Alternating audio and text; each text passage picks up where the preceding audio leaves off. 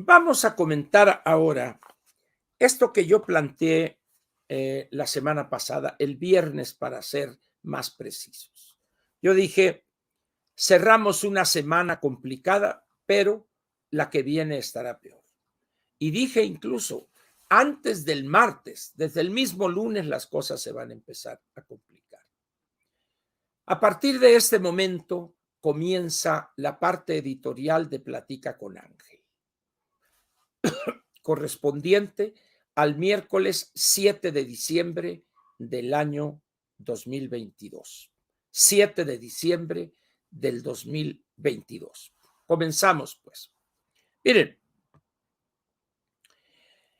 un gobernante como el bulto, aparte de su incapacidad para entender problemas complejos, y eso lo ha descrito de una manera mucho mejor que lo pudiera hacer yo, Macario Esquetino, en sus colaboraciones en el Financiero y en conferencias y en los podcasts de largo aliento y de coyuntura que tiene.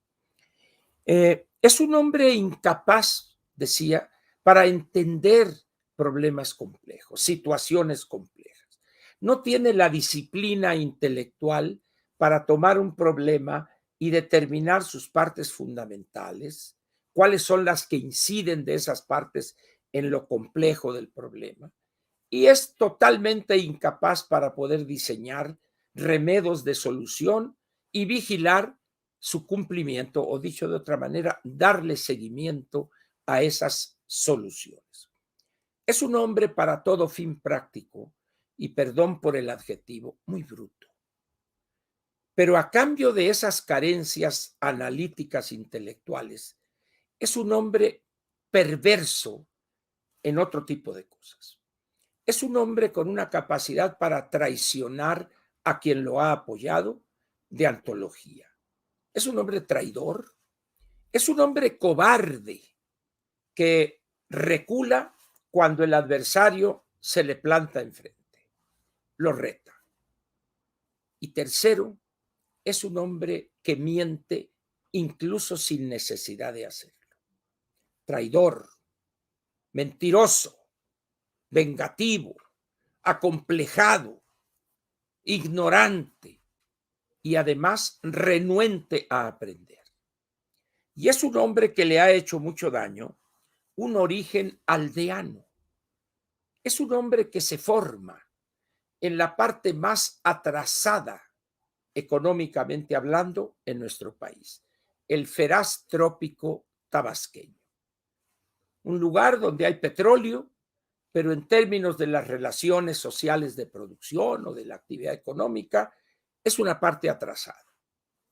Alguien me dice, Ángel, pero hay plantaciones de cacao, sí. El único problema es que la plantación como unidad económica es un remanente del esclavismo.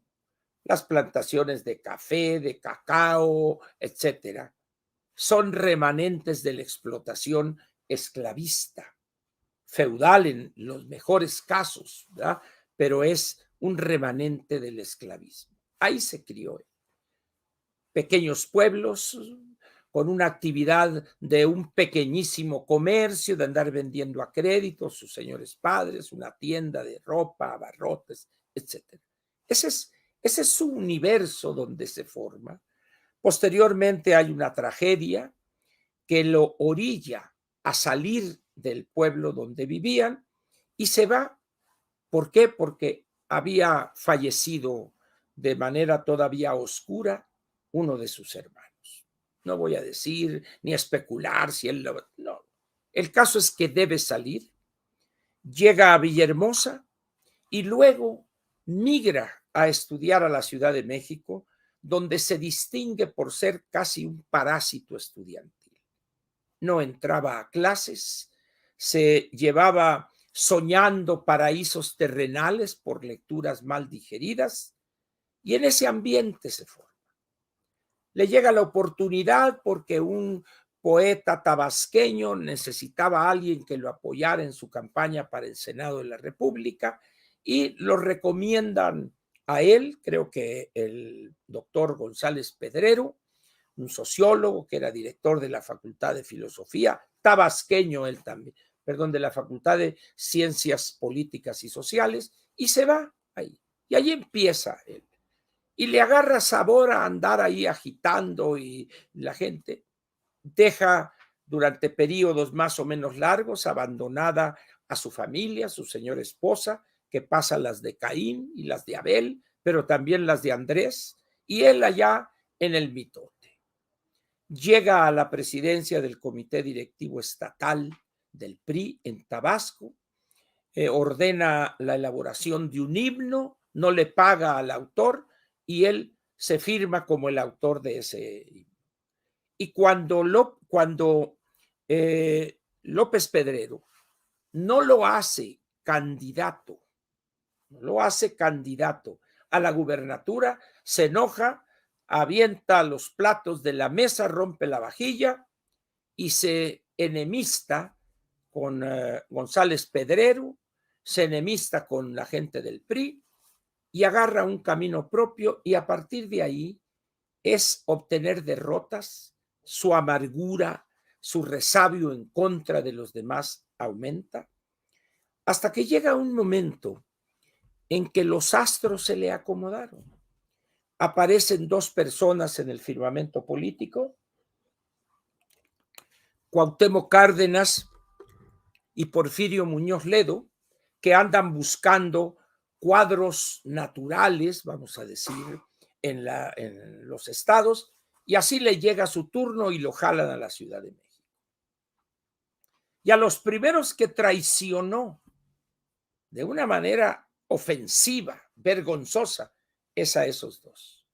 Y ahí sigue su carrera, violando la ley, el plantón en Reforma, la marcha por la democracia que hizo de allá de Tabasco, el plantón en el Zócalo, el dinero que le dieron el gobierno de Salinas a través de Camacho y Marcelo Ebrard, etcétera, etcétera.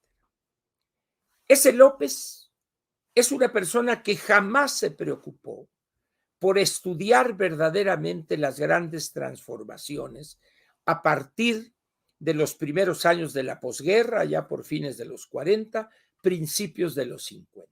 No, siguió con una chambita ahí en la Profeco, creo que es donde lo contrató Ovalle o no sé quién, y ahí arrastrando la cobija. Nunca, como les digo, se preocupó por mejorar su comprensión de los fenómenos económicos y sociales. Nunca. Ideas preconcebidas, ideas idílicas en el mejor de los casos, que se generaron en ese trato con grupos indígenas, que es la parte o los grupos sociales más atrasados en materia de desarrollo económico y político en México. Y todo esto lleva a que es la persona que decenas de millones de mexicanos lo ven y dicen, este es el que me va a sacar de trabajar. Este me promete todo, todo, todo, todo, y voy a apoyarlo, porque estos neoliberales, estos de acá, la mafia del poder, quieren que yo trabaje, y no. Y así llega a la presidencia, y en ese momento esta persona quiere reproducir una etapa que ya se fue en México. Los años 70, el desarrollo estabilizador en los años 60 y 70, y ha creado un batidillo donde, como carece de relaciones con personas calificadas a los cuales desprecia, se junta con lo peor, con el lumpen político. Personas como la Jacob Polemski, la Desta, Martí Batres, Mario Delgado, puro rata, puro sinvergüenza, y con el cuento de 90% de lealtad y 10% de capacidad, ha formado el peor gobierno de la historia contemporánea de México. Muy bien. Ahí es donde empieza a aflorar esa vena autoritaria, esa vena de imponer, de la ley orinarse en ella y querer suplantarla con decisiones prácticamente decretos. Y como no sabe gobernar, y como no es un hombre de luces intelectuales, se rodea de personas más incapaces que él. Y vea usted la calidad del factor humano que tiene este gobierno. Pero las cosas, era de esperarse, no le salen bien. No solo porque corrieron de manera, además violando la ley, a personas calificadas con decenios de experiencia, sino que los corren de malas maneras y los que se quedan dicen, ¿cómo se atreve esa persona a querer ganar más que el presidente de la República? Bueno, pues si estamos en una economía abierta, el personal calificado es una mercancía en el mercado. Y si hay pocos calificados, el precio de su incorporación, sea al sector público, sea al sector privado, se eleva. Cuando hay muchos calificados y la demanda de ellos es poca, su precio baja. ¿Qué es lo que ha pasado aquí? Dice, ¿para qué? ¿Quién quiere ganar más que el presidente? Pues todos. El problema está en que no todos tienen las calificaciones ni la experiencia para eso. En ese momento se dedica a buscar acabar con esos grupos, que ganen menos que el presidente. Entonces, las personas de las cuales se rodeó, pues son personas que andaban agitando invasores de terrenos, sinvergüenzas por allá, y de repente llegan a un puesto de 100,000 pesos mensuales. Para ellos fue casi como sacarse el melate. Pero una persona que ha estudiado 20, 20 y tantos años, trabajado, que es una persona que ve en su complejidad los grandes problemas y produce resultados benéficos para el país, evidentemente a esa persona hay que pagarle más. Pero se da una batalla, entonces en esa batalla perdida, consideraron muchos, se van. O se van del país o se van a empresas privadas donde sí reconozcan su calificación y les paguen acorde con eso. Y el presidente se dedica a vender una idea casi monacal, de como si estuviéramos en aquella época, en el siglo, no sé, 14 o 15, donde los monjes hacían votos de pobreza extrema, etcétera, etcétera. No, estamos en una etapa donde la economía de mercado y la globalidad son los elementos que rigen.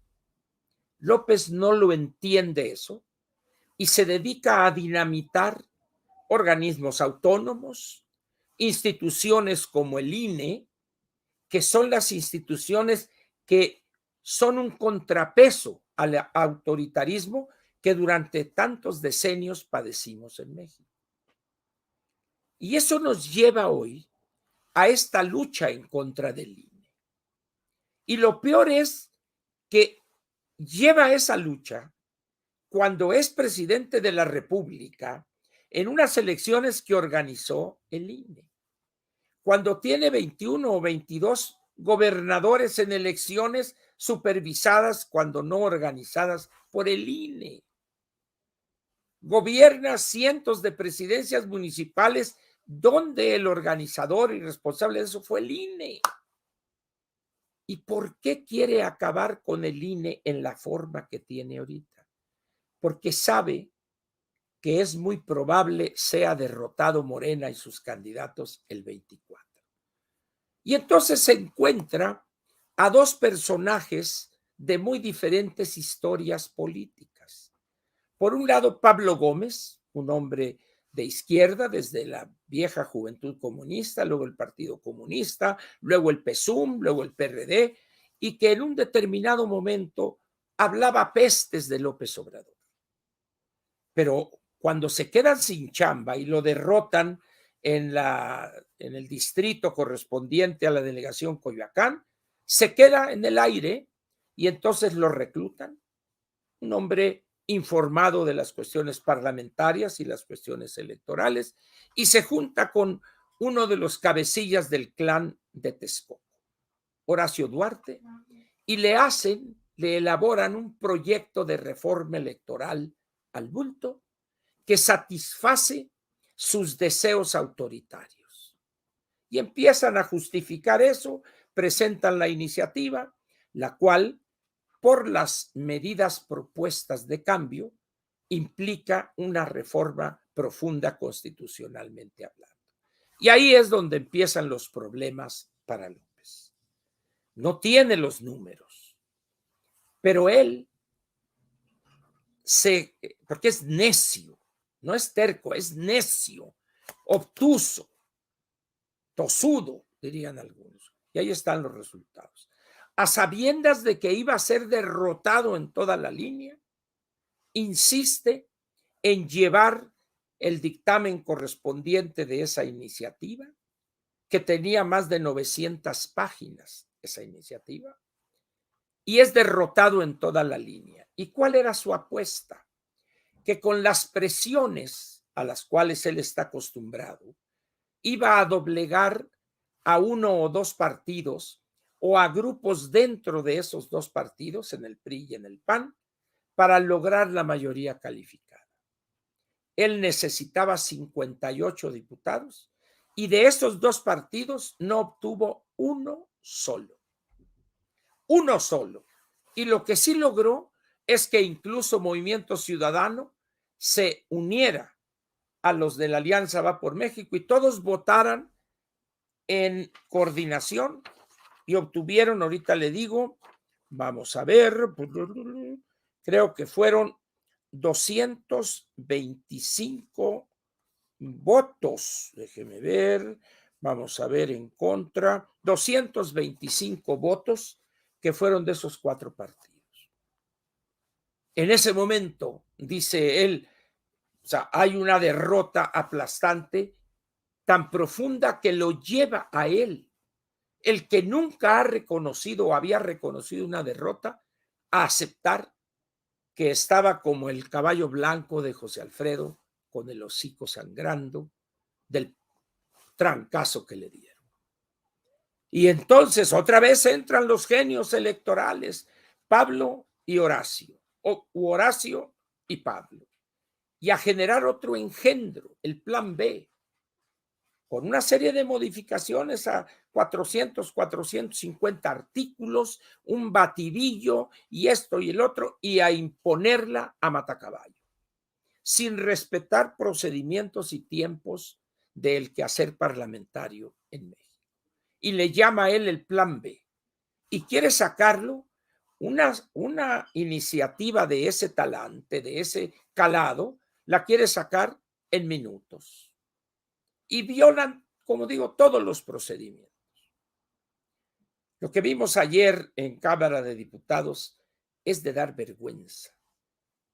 Sabíamos que lo iba a intentar hacer, pero jamás yo personalmente imaginé que iban a ser tan burdos y tan brutos.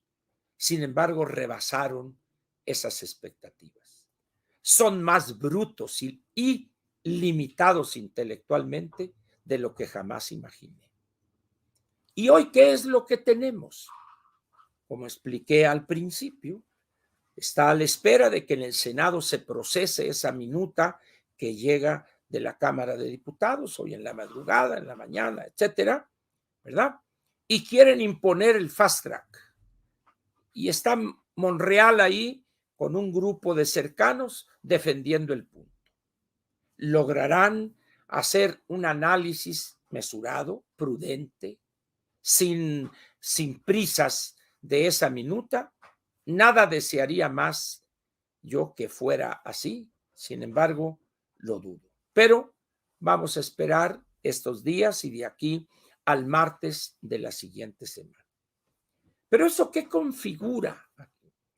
Un gobierno fuera de sí y un gobernante peor aún, sin rumbo, sin objetivos claros, sin un orden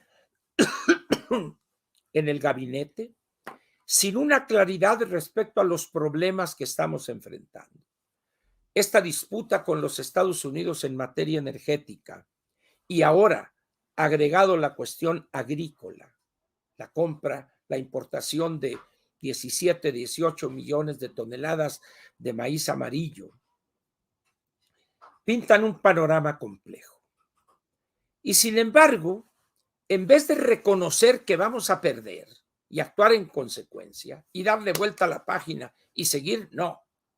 Y ahora sale la señora Buenrostro, le estamos diciendo que vamos a analizarlo y que le vamos a dar prisa, y luego el presidente, bueno, ¿y por qué no mandamos la prohibición del maíz amarillo hasta el 2025 y vamos a analizar? Simplemente patear el bote.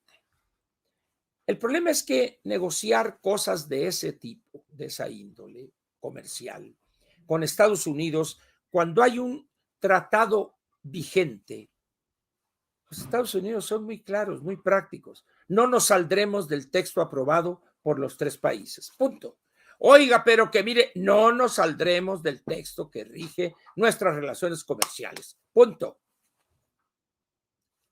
Porque eso es lo que hace un país y un gobierno responsables de su tarea. Pero este gobierno no es un gobierno responsable. Es más, podría yo atreverme a afirmar que ni siquiera es un gobierno. ¿Por qué? Porque no gobierna. Hay grandes espacios del territorio nacional donde el gobierno federal ya no tiene presencia. Es el crimen organizado y el crimen desorganizado también. En esas condiciones, el peligro que enfrenta México es de pronóstico reservado. Diga lo que diga López, digan lo que digan sus paniaguados de Morena. Estamos ante una situación grave, no compleja, no. Es más, me atrevería a decir sumamente grave.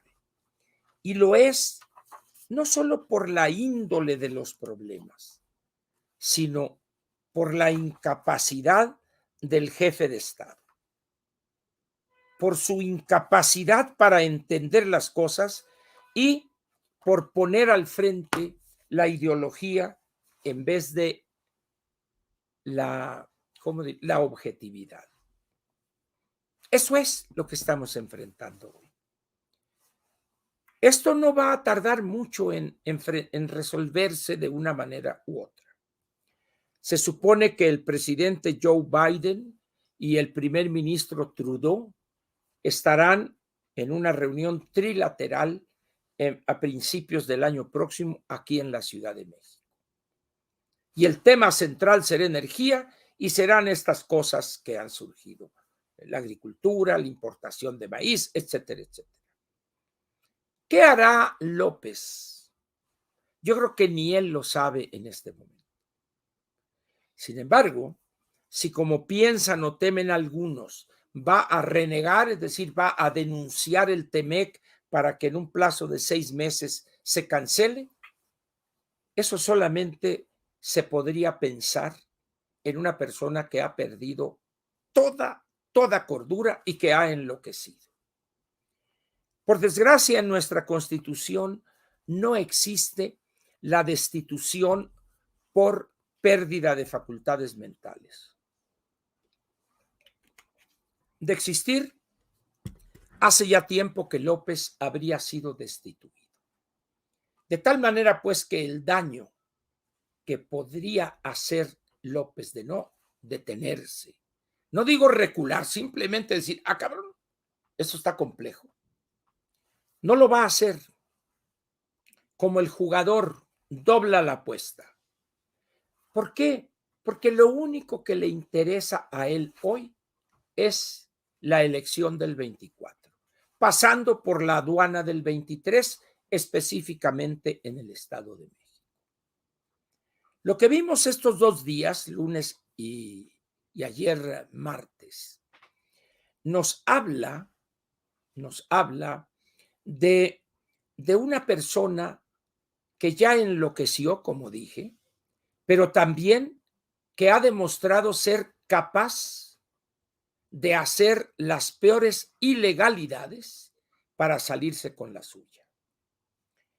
En las condiciones actuales, con el mundo en una situación compleja, le daré nomás un dato, la República Popular China, a raíz de las protestas por el confinamiento excesivo a que ha sido sometido una buena parte de aquella población, ha decidido recular, flexibilizar esas medidas. Y si hay un gobierno dictatorial en el mundo, es el gobierno chino. Aquí, ni más paloma. Nada, para adelante. ¿Y por qué puede hacer esto? Porque tiene a su alrededor personas abyectas e indignas que no se atreven a decirle, presidente, vamos mal y seguiremos peor. Oye, no, aquí está mi renuncia. La pareja o la trinca infernal de Romero Oropesa, Nale y Bartlett lo traen cilindriado, que la soberanía, que el imperialismo hay que acabarlo. Y se aúna a esa trinca infernal la ex jefa del SAT, la señora Buenrostro, se une, no sé si es señora, si está casada o no. Ya ven que algunas damas se molestan cuando sin estar casadas les dice uno señoras. Entonces, para no equivocarme, la secretaria de Economía, Buenrostro. Esos 4 elementos son los que en un determinado momento pueden acabar de hundir a este país y su economía y su gobierno.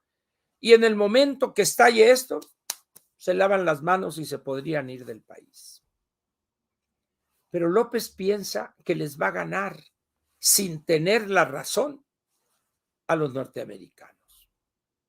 Hay peleas que ha dado México históricas, le voy a comentar una sola, de conflictos que tenían cientos de años o más de 100 años.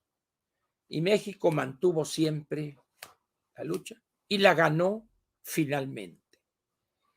La recuperación de un pedazo de tierra que se llama el Chamizal en la frontera de Ciudad Juárez con El Paso, Texas. Decenios de batalla jurídica.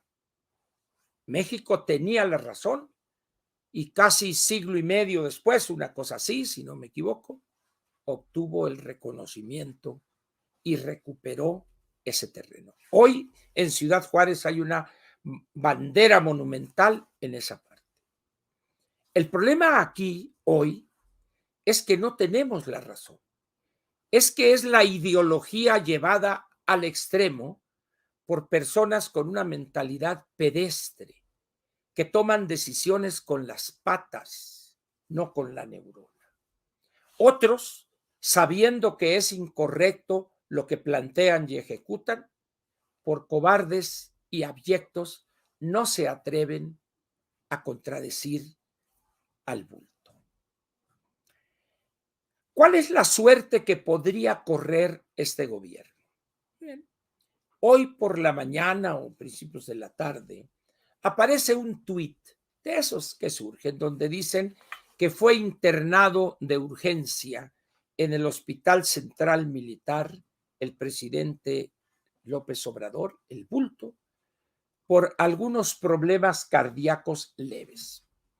Todo tiene, esta nota tiene todos los visos de ser falso. Sin embargo, las presiones a las que ha estado sometido en las últimas 2 o 3 semanas el presidente, pues podría expresarse esas presiones en una situación grave en la salud del presidente. ¿Qué va a pasar? No lo sé, ¿no? Esas son simples especulaciones, alguien que subió un tuit ahí y ya no se han dado más elementos.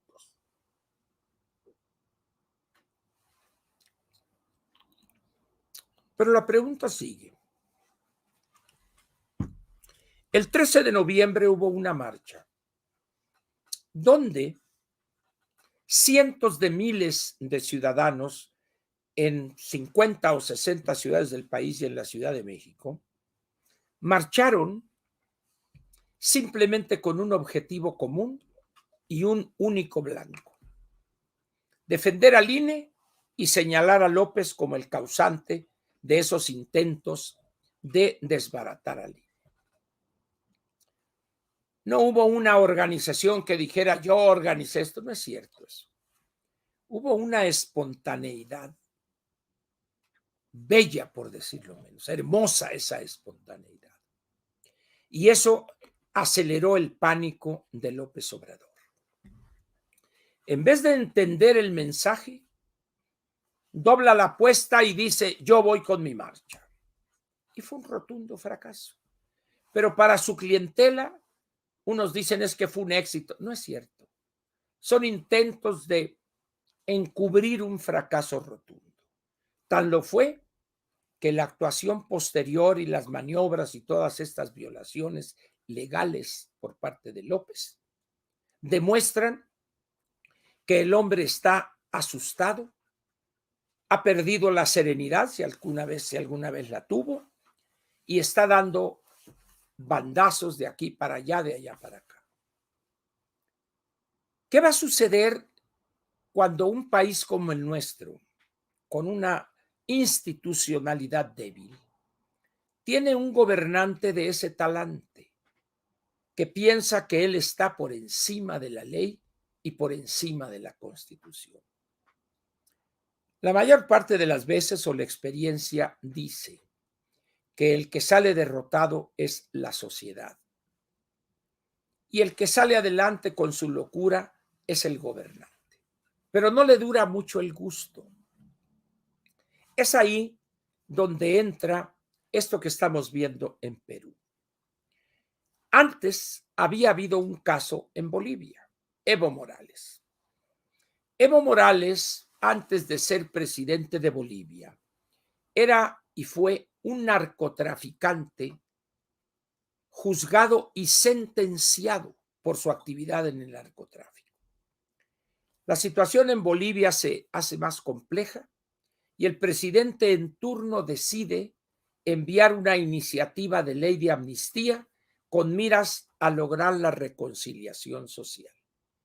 Amnistía, como he explicado ya, es una ley que pretende olvidar ciertos delitos que X persona o grupos han cometido.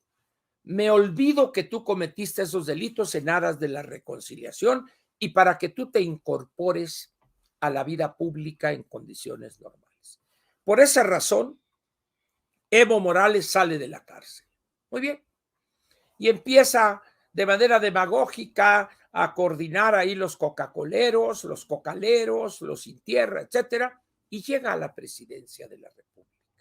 Un indígena, un hombre pues con todas las, vamos a decir, las cosas positivas de un indígena, pero también con las cosas negativas, las fobias, los odios históricos y una capacidad también de entendimiento de problemas complejos, como es el caso de López, también casi nula.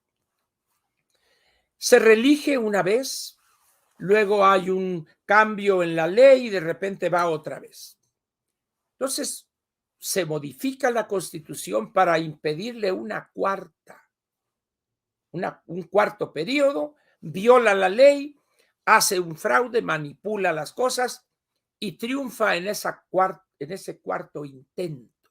Ya 3 exitosos y en ese cuarto también gana las elecciones, gana entre comillas, y cuando el señor ya está sentado otra vez en la silla para comenzar su cuarto periodo gubernamental, Bolivia, un pueblo, una sociedad tradicionalmente pacífica, sale a la calle y resulta que en todas las ciudades o las principales ciudades de Bolivia marchan en protesta contra esa violación flagrante de Evo Morales casi 1.800.000 bolivianos, el 16-17% de la población.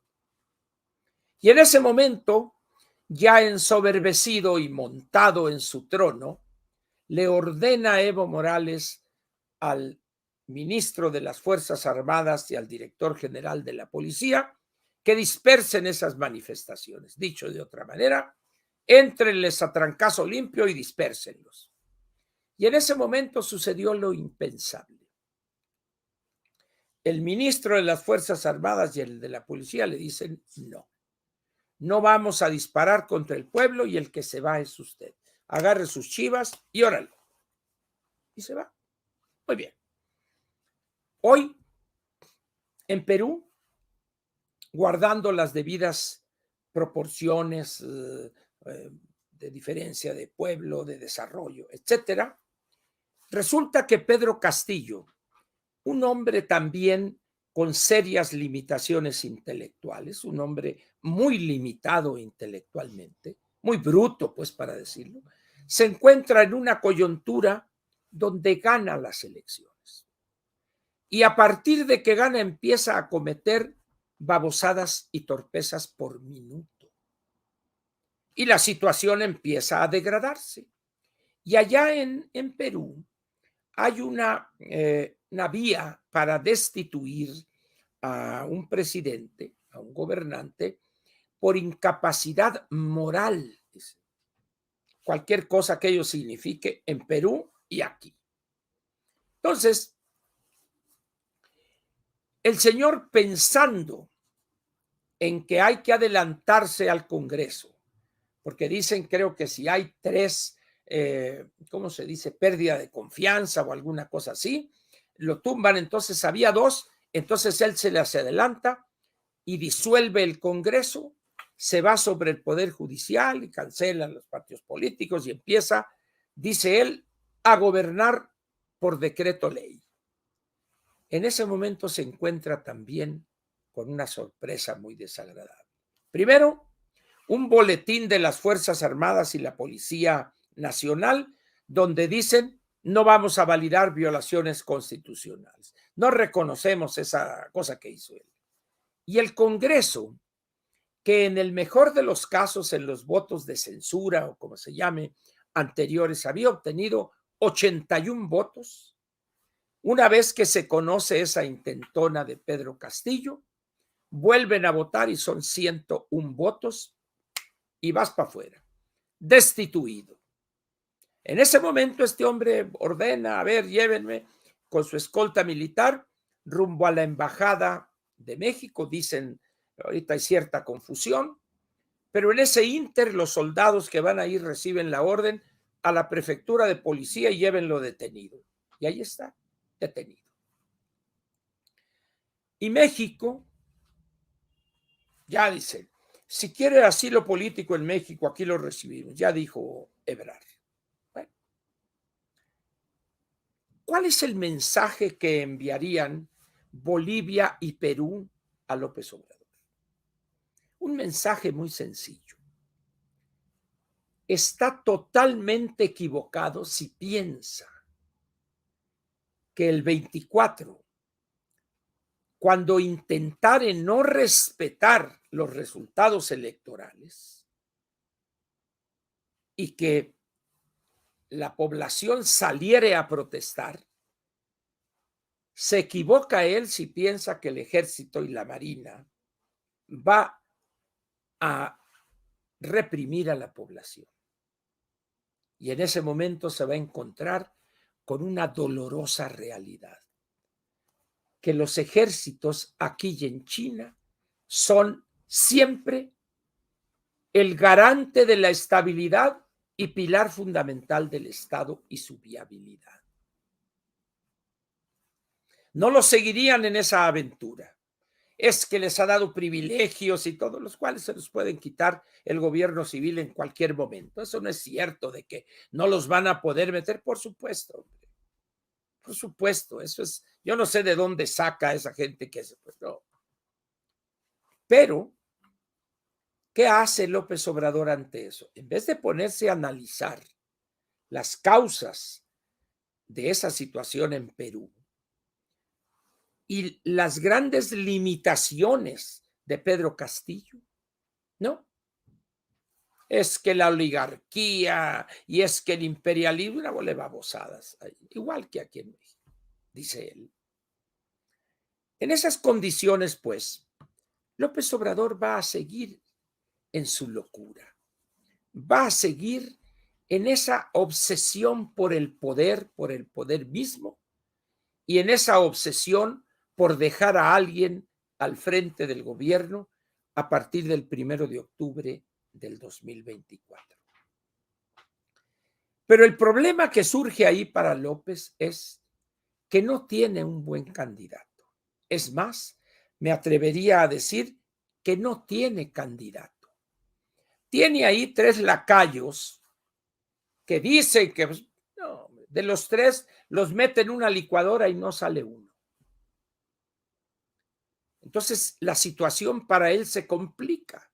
Por eso busca acabar con los partidos que integran la coalición Va por México. Más al PRI que al PAN. No porque sea uno y el otro mejor partido o peor partido, no, sino porque su dirigencia, en el caso del PAN, brilla por su ausencia.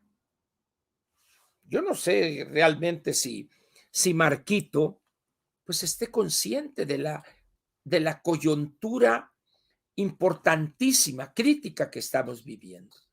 Pero el hecho es que ante esto, al igual que los disque empresarios, esos que fueron al besamanos ahí el 27 y todo, callado.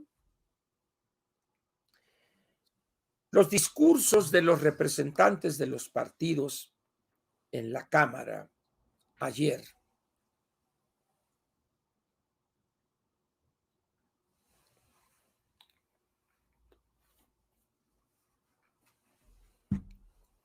fueron interesantes.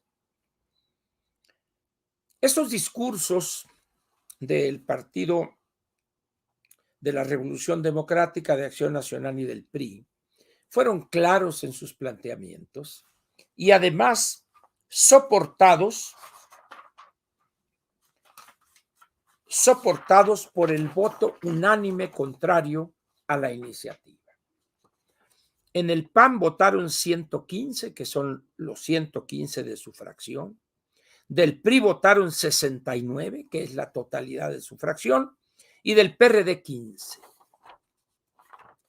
De tal manera, pues, que en una situación como esta, dice uno, oye, bonito, ¿no te das cuenta que lo único que lograste es unir y convencer a esos 3 partidos de que la única forma que tienen de derrotarte a ti y a tus candidatos es unidos? Eso lo logró López Obrador.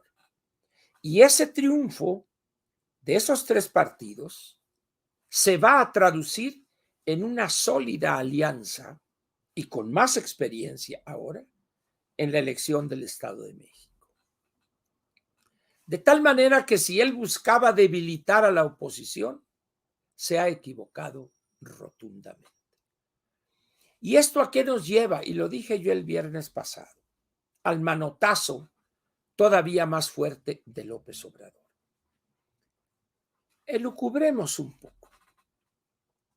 ¿Qué pasaría si Monreal le aplica la carracana a esa minuta que le enviaron de diputados? Y dice, señores, aquí se va a analizar, se van a respetar los tiempos y no logra ser aprobado ese plan B, no logra ser aprobado ese plan B de aquí al día 15. Alguien me decía ayer, Ángel, pero harían un periodo extraordinario, sí, pero como ya se ha aprobado en ocasión anterior, no tienen los números en la comisión permanente. De tal manera que eso tendría que irse, esa minuta, a ser analizada o subida al pleno en el Senado a principios de febrero del año próximo, que es cuando empieza el segundo periodo ordinario de esta legislatura. Y de aquí a febrero pueden pasar muchas cosas. Muchas cosas. Porque entonces allá el plazo perentorio para lograr eso sería el 3 de abril. El 3 de abril. De tal manera que si es a mediados de febrero, pues tendría 15 días o 12 días de febrero y 31 de marzo y punto. Y se acabaría la posibilidad de aprobar ese plan B. ¿Se imaginan ustedes el coraje, la locura del bulto? Imaginen ese escenario y ya verán ustedes la gravedad de lo que vamos a enfrentar el 2023. Si a eso le agregan el conflicto con Estados Unidos en diversos frentes, si eso le agregan el nivel tan alto, tan elevado de la inflación y de las tasas de interés y del estancamiento de la economía que parece ya ser más que evidente, tenemos entonces la tormenta perfecta. Eso es lo que vamos a ver el año 2023. Por eso hay que estar atentos esta semana o estos 8 días, hoy es día 7, al día 15 de diciembre, una semana, un día. Y ya el día 15, ya cuando ya hayan cerrado, muchas felicidades y que te vaya muy bien y feliz año. Y entonces sí, se pueden ir a las posadas a disfrutar de un jugoso aguinaldo, de precios bajos en muchos productos, y a pasar una Navidad y unas fiestas de Año Nuevo tristonas. Pero bueno, así sucede cuando pasa, dijo el clásico. En términos generales, ese es el panorama como yo lo veo en la materia de este plan B, en la cuestión de cómo hay una enseñanza de Perú para nosotros por la similitud de nuestros gobernantes. Los dos son iguales de brutos, los dos son iguales de soberbios, los dos son iguales de su ignorancia en los grandes cambios en el mundo. Que muchos dicen, ojalá le pasara lo mismo que al de Perú, ¿no? Somos países, en primer lugar, con complejidades diferentes a las de Perú y con una frontera de 3.240 kilómetros con los Estados Unidos, cosa que no tiene Perú. Aquí termina la parte editorial de Plática con Ángel, correspondiente al 7 de diciembre del año 2022.